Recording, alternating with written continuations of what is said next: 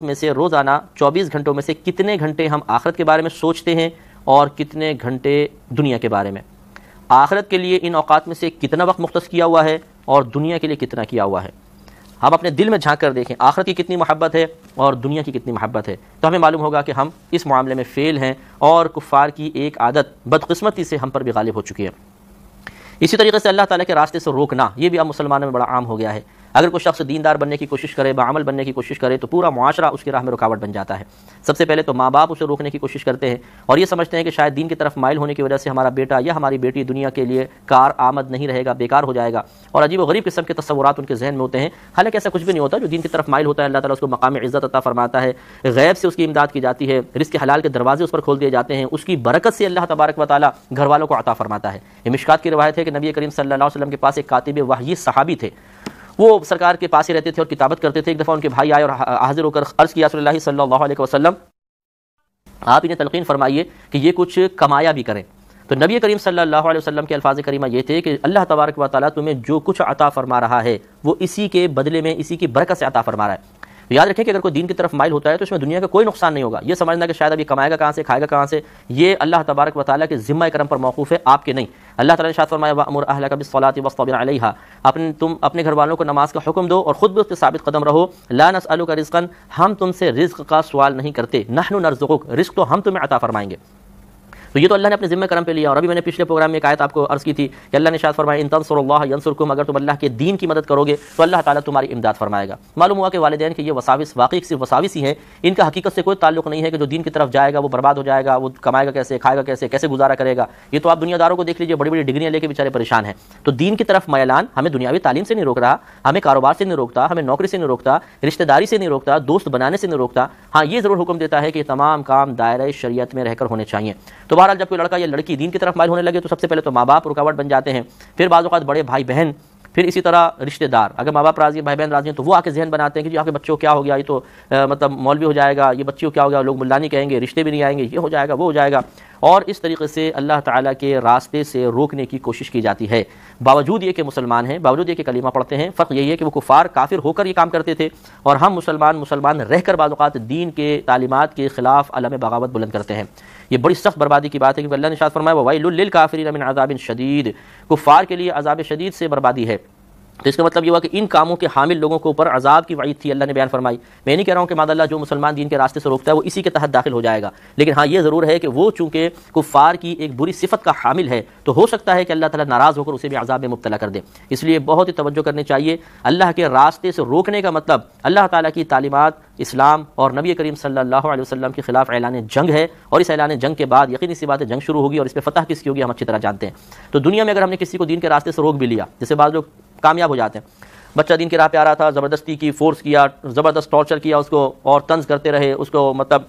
سختیاں کرتے رہے، حتیٰ کہ مجبور ہو کے دوبارہ وہ دنیا کی لائن کی طرف چلا جاتا ہے، گناہوں کی طرف مائل ہو جاتا ہے، تو کہتے ہیں اب ہم کامیاب ہو گئے، اطمینان قلب حاصل ہوتا ہے، لیکن حقیقت یہ اطمینان قلب نہیں ہے، یہ بہت بڑا عذاب ہے۔ دنیا میں بھی اس کا عذاب دیکھنے کو ملتا ہے۔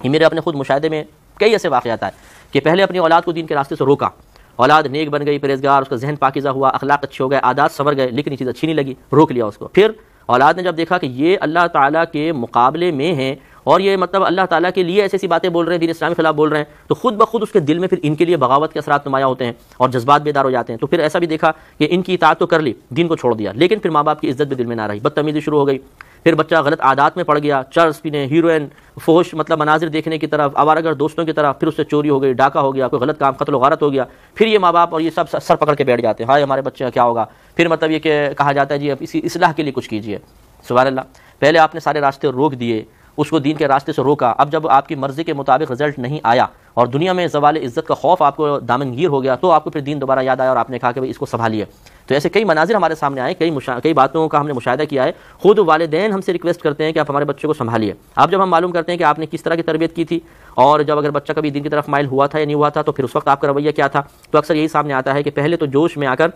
اولاد کو روکا، اور جب اولاد ہاتھ سے نکل گئی تب اہمیت کا احساس ہوا کہ ہمیں نہیں روکنا چاہیے تھا۔ اس لیے مطلب برا مانے بغیر اگر کوئی بچہ خود طبعی طور پہ اسلام کی طرف مائل ہو رہا ہے، عمل کی طرف مائل ہو رہا ہے، تو واللہ یہ نقصان نہیں ہے بلکہ اس کی بھی ذات کا فائدہ ہے اور آپ کا بھی فائدہ ہے۔ دنیا تو ایک دن ختم ہو جائے گی، اصل میں تو آخرت ہے۔ ہم اللہ تعالیٰ کی بارگاہ میں جب میدان محشر میں آئیں گے تو یہی بچہ پورے آپ کے خاندان والے بھی ہوں گے، علاقے والے، آپ کے محلے والے، آپ کے جان پہچان والے، ان سب کے درمیان یہ بچہ جب اللہ کی بارگاہ میں مقبولیت کا پروانہ لے کر آپ کے پاس آئے گا اور اس کی شفاعت پر آپ کے لیے بھی نجات کے اسباب پیدا ہوں گے، اس وقت پھر آپ کو احساس ہوگا کہ واقعی ہم نے اس کو اس بات کی اجازت دے کر کتنا بڑا اپنی ذات پر احسان کیا تھا، اور اس کے برعکس اگر معاملہ ہوا تو پھر پچھتاوا اور حسرت کا اندازہ آپ خود کر سکتے ہیں کہ کس قدر ہوگا۔ اس لیے کوشش یہ کرنی چاہیے کہ اگر خود عمل نہ کر سکیں تو کسی کو روکے بھی نہیں، خود دین پر نہیں چل سکتے تو کسی کو اس پر چلنے سے کیوں روکا جائے، اس کا دل متنفر کیوں کیا جائے، یہ توجہ رکھنے کی ضرورت ہے۔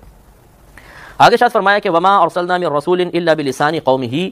اور ہم نے ہر رسول کو اس کی قوم کی زبان کے ساتھ ہی بھیجا، یعنی جن کے اندر اولاً مبعوث فرمایا گیا ان کی زبان کے اندر بھیجا، کیونکہ اولاً وہی تبلیغ، اسی کے اندر تبلیغ ہوتی ہے، انہی اطراف میں رہنے والوں میں تبلیغ ہوتی ہے، تو اگر اجنبی زبان کے ساتھ کوئی رسول آئے تو یقینی سی بات ہے وہ لوگ بات نہیں سمجھیں گے، تو کس طریقے سے تبلیغ دین کا کام آگے چلے گا۔ اس لیے آگے بیان فرمایا لیبین لہم، تاکہ وہ انہیں واضح طور پر بیان کرے، اللہ تعالیٰ کے پیغام، اللہ تعالیٰ کی تعلیمات کو عام کرے۔ پھر یہ الگ بات ہے کہ جیسے سلسلہ آگے چلتا ہے تو یہی اطراف کے لوگ ان باتوں کو مزید زبانوں میں کنورٹ کر کے، تبدیل کر کے، اس کی ٹرانسلیشن کر کے دوسروں تک پہنچا دیتے ہیں۔ جیسے ہمارے نبی کریم صلی اللہ علیہ وسلم عربی اللسان تھے، آپ عربی لوگوں میں ہی مبعوث فرمائے گئے، اور اس کے بعد وہ جب دوسرے مقامات پہ گئے تو ان کو عربی سکھائی، انہوں نے پھر عربی سیکھنے کے بعد اس عربی سے جو حاصل شدہ تعلیمات تھی انہیں اپنی زبان میں ڈھالا اور پھر کثیر لوگوں کو تعلیم دینے لگے۔ تو یہ اللہ تعالیٰ کا کرم ہوتا ہے کہ اللہ تعالیٰ جس بھی قوم میں کسی رسول کو مبعوث فرماتا ہے تو ان کی زبان میں ہی مبعوث فرماتا ہے، ورنہ یہ بھی ہو سکتا تھا کہ اجنبی زبان میں بھیجتا، لوگوں کو زبان کے سیکھنے کا مکلف بناتا اور پھر وہ تبلیغ دین سے کچھ فیض حاصل کرتے، لیکن ایسا نہیں ہوا۔